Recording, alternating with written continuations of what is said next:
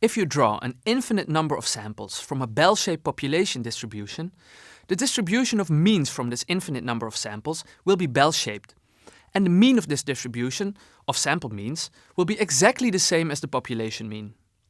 We call this distribution the sampling distribution of the sample mean. In this video, I will discuss the sampling distribution of the sample mean and the central limit theorem, one of the most important theorems when it comes to inferential statistics. The central limit theorem says that provided that the sample size is sufficiently large, the sampling distribution of sample mean x bar has an approximately normal distribution, even if the variable of interest is not normally distributed in the population. Isn't that cool? No matter how a variable is distributed in the population, the sampling distribution of the sample mean is always approximately normal, as long as the sample size is large enough. As a guideline for large enough, a sample size of 30 or larger is often used. Take a look at these possible shapes of population distributions. This is what the sampling distributions of the sample mean would look like if you drew samples of n equals 30. Remember, this means that you draw an infinite number of simple random samples of 30 respondents from the population and display all the resulting sample means in a distribution. You should realize that in practice it is impossible to draw an infinite number of samples. But then, the good news is that drawing multiple samples is not required at all to determine the shape of the sampling distribution.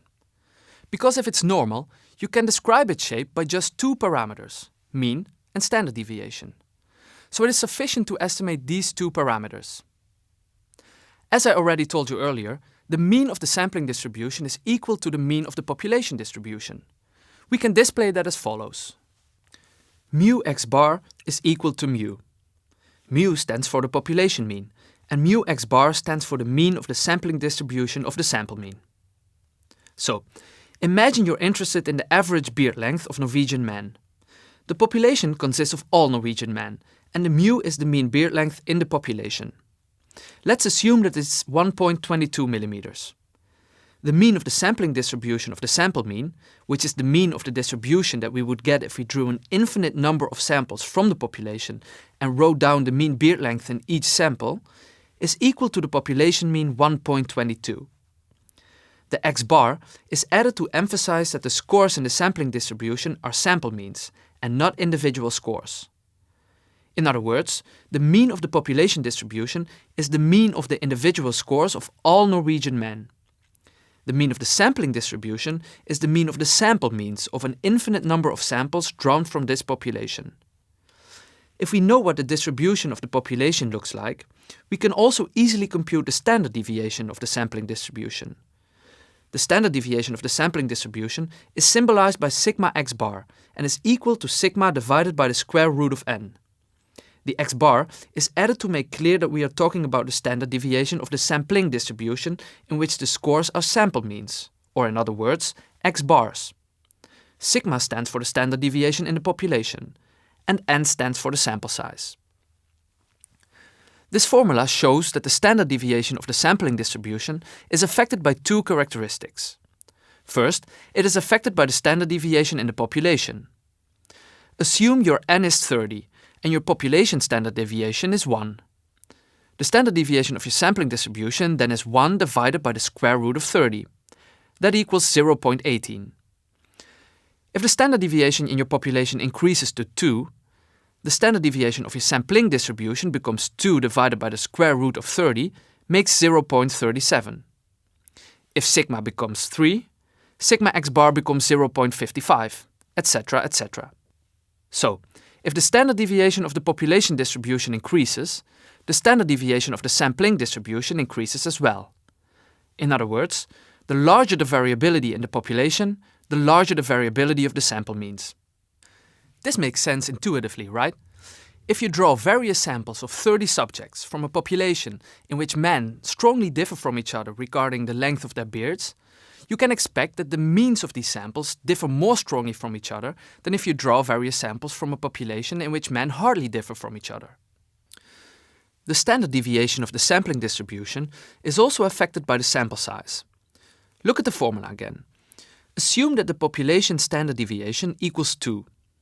Now, if you have an n of 30, your sigma x bar equals 2 divided by the square root of 30. That's 0.37. If you have an n of 100, the standard deviation of your sampling distribution becomes 2 divided by the square root of 100. That equals 0.2. If you have an n of 500, your sigma x bar becomes 0.09. This indicates that a larger sample size leads to a lower standard deviation of the sampling distribution. This also makes sense intuitively. If the mean beard length in the population of Norwegian men is 1.22 millimeters and you draw a sample of only 2 respondents, it wouldn't be strange if you find a mean that is much higher. If one of your 2 respondents has a long beard, your mean will be pretty high. So, a mean of 5 or even 10 millimeters will not be exceptional if you have a sample of only 2 respondents. If you draw 5 samples, your sample means could look something like this. Now, imagine that you draw a sample of 1,000 subjects. It will be very unlikely that the mean of this sample will be 5 or 10 millimeters. After all, the long-bearded man will be counterbalanced by men with no facial hair at all. If you draw 5 samples, the sample means could look something like this. They will all be very close to the population mean of 1.22 millimeters.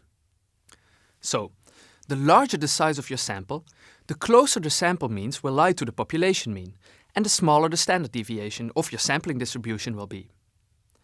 To conclude, you now know that the central limit theorem tells you that no matter how a variable is distributed in the population, the sampling distribution of the sample mean is approximately normal, as long as the sample size is at least 30.